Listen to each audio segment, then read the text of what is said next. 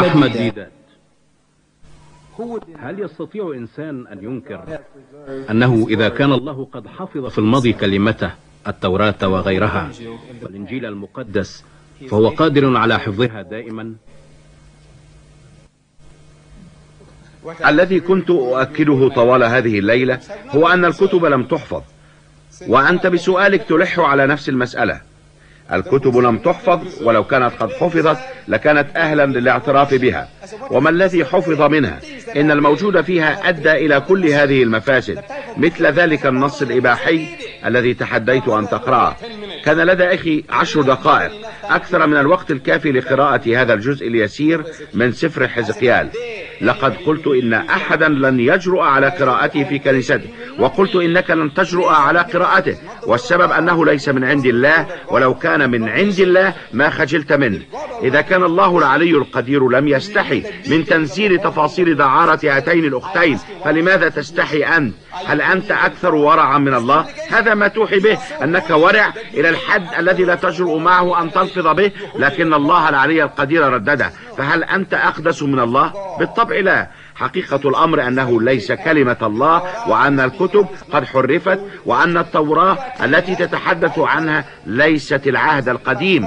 ثم إنك تقول إن الإنجيل قد كتبه 40 مؤلفا، 40 شخصا كتبوا الإنجيل. ونحن حين نقول إننا نؤمن بالتوراة فإننا نعني ما أنزله الله على موسى، لكن الله لم ينزل هذا الكتاب. والأخ سوجر يعترف أن الجزء الوحيد الذي كتبه الله هو تلك الألواح التي دمرها موسى ورماها.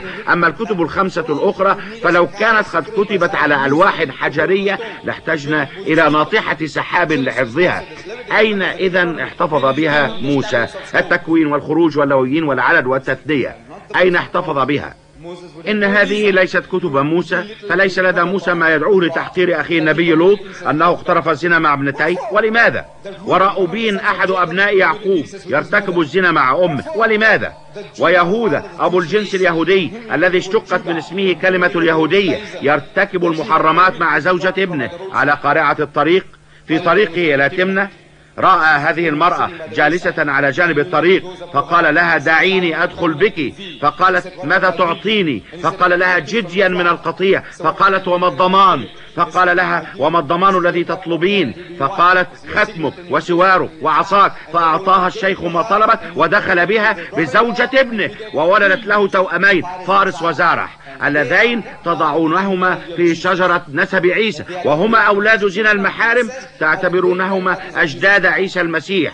يقول متى 1:1 هذا نسب يسوع المسيح ابن داود ابن إبراهيم، وإبراهيم ولد إسحاق، وإسحاق ولد يعقوب، ويعقوب ولد يهوذا وإخوته، ويهوذا ولد فارس وزارح من تمارة. ارجعوا إلى مصادركم. يخبركم سفر التكوين الإصحاح 38 أن الحمى ارتكب المحرمات مع زوجة ابنه التي ولدت له طفلي زنا، فنال شرف أن يكون أجداد عيسى المسيح. أريد أن أعرف كيف يذكر هذا في كتاب من عند الله؟ كيف يذكر هذا عن نسب امرئ لا نسب له أصلا؟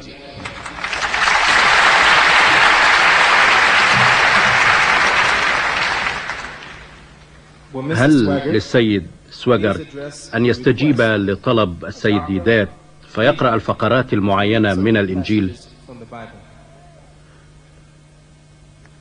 يخيل إلي أن المقصود هي تلك الفقرات التي تحداك الأخ ديدات أن تقرأها خلال حديثه.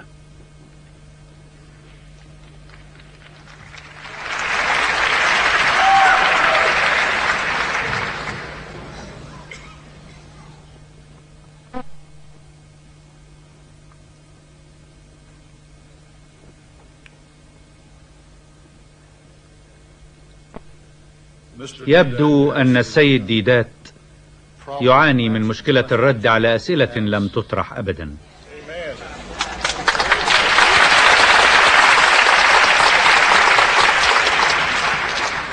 حزقيال 23 ونزلت علي كلمة الرب قائلا يا ابن آدم كانت هناك امرأتان ابنتا أم واحدة مارست البغاء في مصر، مارست الدعارة في صباهما، وهناك دغدغت نهودهما، وهناك زغزغت وفضت بكرتهما، واسمهما أهولة وهي الكبرى، وأهولبا أختها، وكانتا لي. وانجبتا بنين وبنات، وهكذا كان اسماهما. السامرة هي أهولة، وأورشليم أهولبة. انغمست أهولة في الدعارة بينما كانت ملكي، وشغفت بعشاقها الأشوريين جيرانها، في ثيابهم الزرقاء قادة عسكريين وولاة، جميعهم شبان مثيرون للشهوة، فرسان يركبون الخيل. هكذا ارتكبت دعارتها معهم جميعا، مع الصفوة من الأشوريين، مع جميع عشاقها الذين شغفت بهم، ومع أوثانهم دنست نفسها.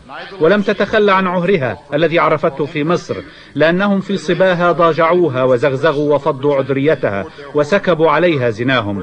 لذلك سلمتها إلى أيدي عشاقها، إلى أيدي الأشوريين الذين شغفت بهم، وهؤلاء كشفوا عورتها وأخذوا أبناءها وبناتها وذبحوها بالسيف، فصارت مشهورة بين النساء لأنهم نفذوا فيها حكمهم. فلما رأت أختها أهولبة ذلك، كانت في عشقها وزناها أكثر فسادا من أختها، وشغفت بعشاقها الأشوريين جيرانها قادة عسكريين وولاة، في ثيابهم الفاخرة فرسانا يركبون الخيل، جميعهم شبان مثيرون للشهوة. فرأيت أنها قد تدنست، وأن كليهما سلكتا طريقا واحدة، وأنها زادت من عهرها، لأنها لما شاهدت رجالا مصورين على الحائط صور الكلدانيين المفضضة، وقد تمنطقوا فوق عوراتهم بما يبرزها، وأسدلوا عمائمهم الفاخرة على رؤوسهم، وبدوا للناظر أمراء أشبه بالبابليين. هل تريد المزيد؟ هل تريدني أن أستمر حتى النهاية؟ لحظة. العدد 19: بل إنها زادت من دعارتها باسترجاع ما دأبت عليه في صباها، حين انغمست في الزنا في أرض مصر مع عشاقها الذين لحمهم كلحم الحمير ومنيهم كمني الخيل. هل تريد أن أستمر؟ هذا يكفي. حسن، أريد $100 الآن.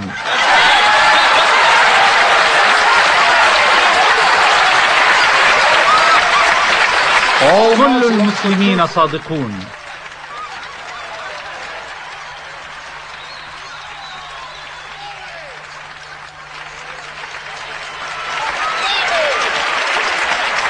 هذا كل ما عندي فهو لك.